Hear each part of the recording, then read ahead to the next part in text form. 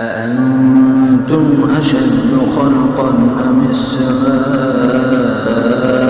بناها رفع سمكها فسواها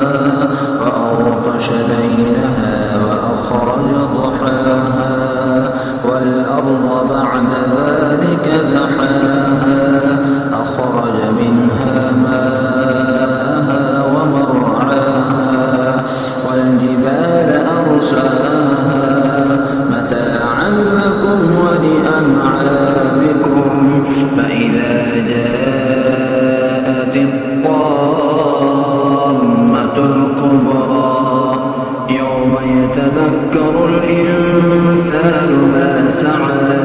وبرزت الجحيم لمن يرى فأما من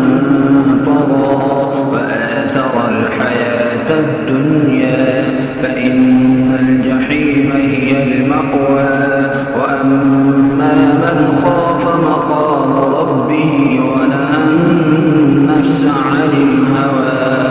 فإن الجنة هي المأوى يسألونك عن الساعة أيان مرساها فيما أنت من ذكراها إلى ربك منتهاها